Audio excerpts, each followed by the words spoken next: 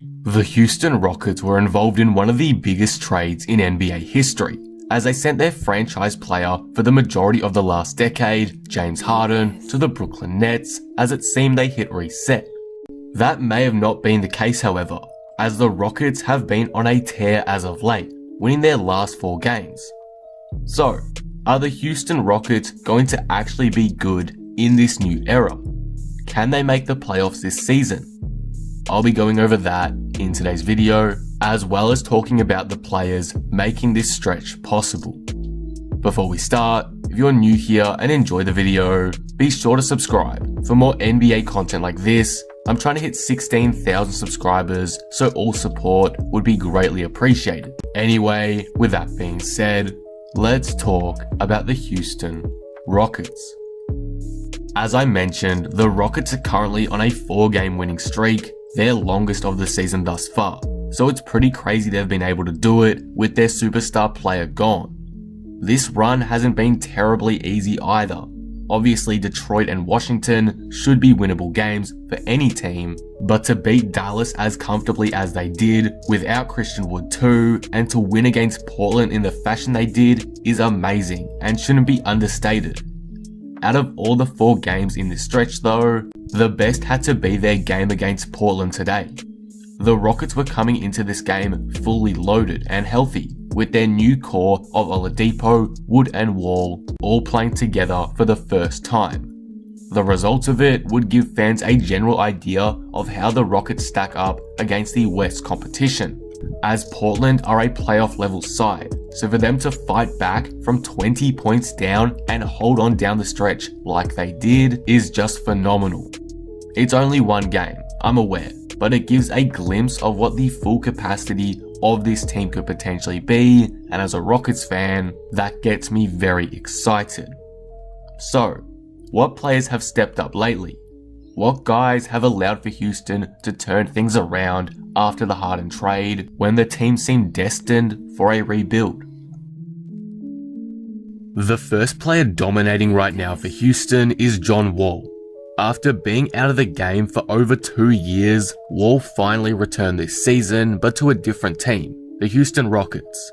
It's safe to say that Wall is still finding his form, but in the last few games, he's taken his play up a whole nother level, dropping 24 and 20 in his last 2 games, as well as knocking down 3 of his 7 3-pointers in today's game against Portland. For the season though, he's averaging 18 and 5 assists, and though he's been shooting pretty poorly, has made up for it with his defense and hustle on that end. The hustle Wall constantly provides is always an energy booster and allows for a complete momentum shift in favor of Houston. We saw it against Washington, where he scored a clutch 3 in the 4th and followed it up by drawing a charge.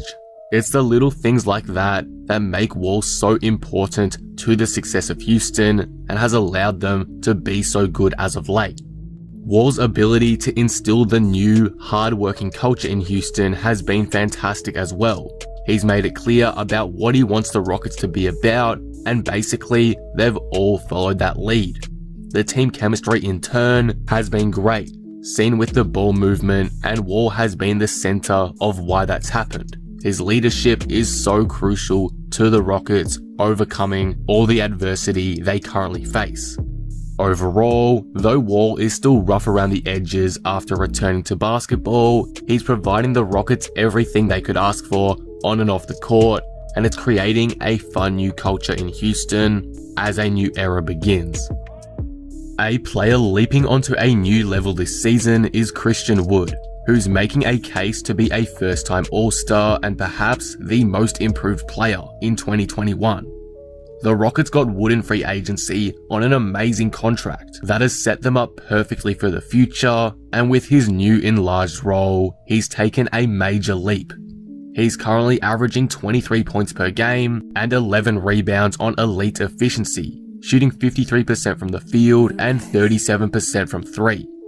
These are huge improvements from his 2020 season, where, on Detroit, he averaged 13 a game with 6 rebounds on similar efficiency. Wood has been a vital piece to the Rockets' success. He gives them such a new dynamic on the court, particularly in the pick and roll. Overall, Wood has been an elite addition to Houston and has proven to be one of the most underrated players in the league today. Hopefully, this play can continue because he's going to play a massive role in the Rockets' potential push for the playoffs this season. The most recent acquisition of the Rockets, apart from Kevin Porter Jr., is Victor Oladipo, and he's settled in extremely well. He's already gelling amazingly alongside John Wall. The combination of the two has been near perfect from the get-go, and we've seen it in Oladipo's play. In 5 games for the Rockets, Oladipo's averaging 22 points per game, including a 32-point outing in his debut. Oladipo has become more of an off-ball player this season as he's returned from injury, but with his athleticism, he's been really good at that. As the Rockets have John Wall, he's been the Rockets' secondary playmaker and is able to step up when Wall is struggling and vice versa. He's meshed into the Rockets relatively well considering how few games he's played with them, so as the season goes on, he's going to become increasingly impactful for the Rockets' playoff chances. He also makes the Rockets even more versatile on offense, because with him and Wall, they now have one of the league's most underrated backcourt tandems. I still feel as if there's a lot more to see from Oladipo, so I really can't wait to see how he progresses throughout the season, and personally, I really hope the Rockets re-sign him when he hits free agency this upcoming summer. The final few players I want to look at today are DeMarcus Cousins, Eric Gordon, and Jae'Sean Tate. Cousins has been in and out of the rotation due to injuries to other frontcourt players, but when he gets his minutes, he makes the most out of them. He's currently averaging only 8 points for the season, but when he starts, that's more like 19 points per game. So that just shows with the right number of opportunities, he can be super impactful. In my eyes, he's the X factor for the Rockets. Eric Gordon has also started to return to a more consistent form, shooting a lot better this season compared to last and also making a lot better decisions with the ball. Gordon struggled to return to rotation after his injury early on in the 2019-20 season, and from that, he never got in a groove, but now he's got his confidence back and it's been great lately. He's starting to take it to the rim a lot more rather than just chuck up some threes, which is improving his effectiveness, but he's still willing and able to hit a deep shot well behind the line. Gordon's overall stepped up in 2021, and now I'm no longer as anxious when he gets the ball in his hands. Finally, the Rockets' newest rookie, Jae'Sean Tate, has been so fun to watch develop.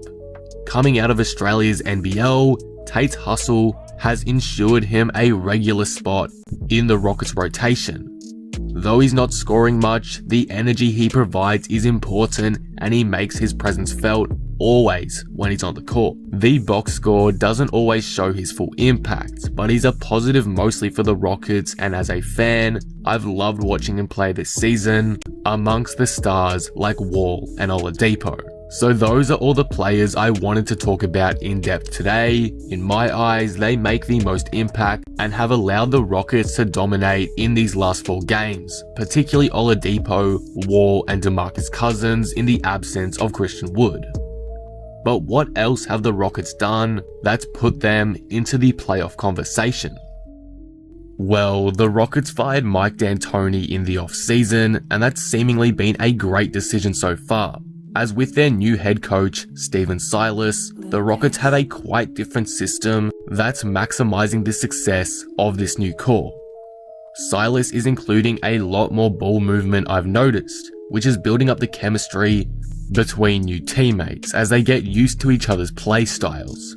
The team has also shown a lot more grit defensively, stepping up in the hustle department, seen through John Wall's heart, and Jae'Sean Tate making big impacts as well on that end.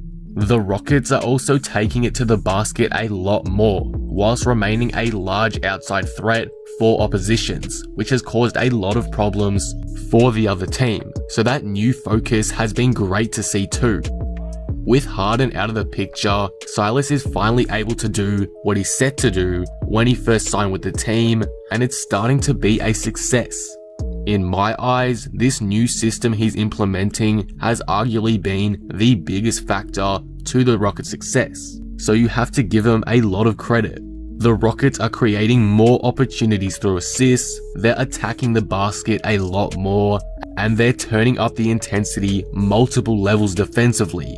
And there's no doubt in my mind, Silas has a lot to do with that. So I believe he deserves a lot of credit for keeping this team on track. He's been great. But with all that being said, can the Houston Rockets make the playoffs in 2021? As a Rockets fan with some bias here, I'll admit, I think we can. But there is a difference between we can make it and we will make it. Realistically, the Rockets will probably fall short of their playoff goals, especially with such a tight middle ground in the West. There's a lot of quality teams searching for a 6 to 8 seed, the Rockets amongst them. So whilst I do have faith in my team and believe we've shown potential to be a playoff side, I wouldn't lock it in. There's still a long way to go in the season, but this recent stretch is a fantastic sign of things to come.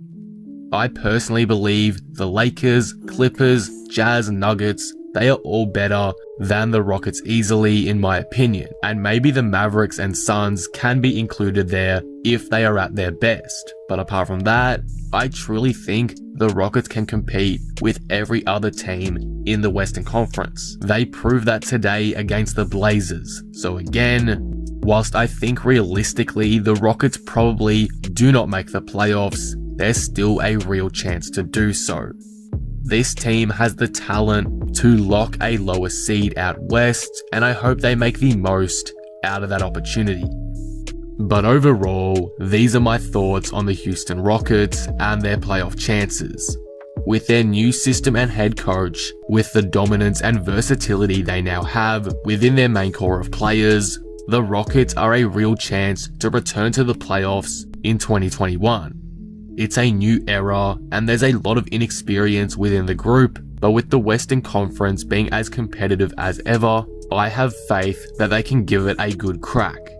It hasn't been too long with this core, they've only played one game together fully healthy, so we probably won't know the full extent of how good this team is for a while, but for right now, I'm confident.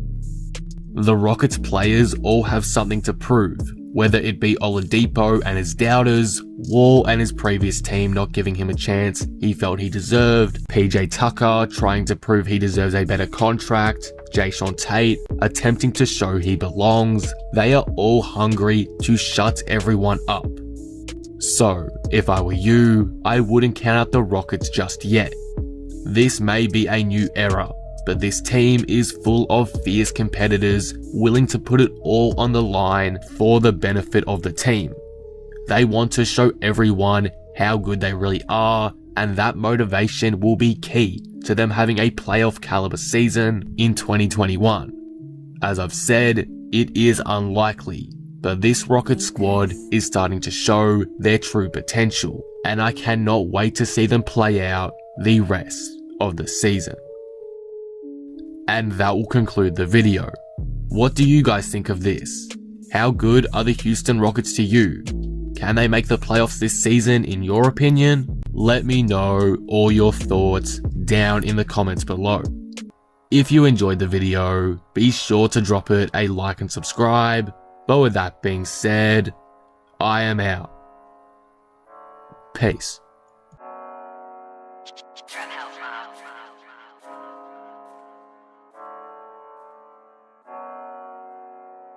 Hey, Mobs, that sounds wavy.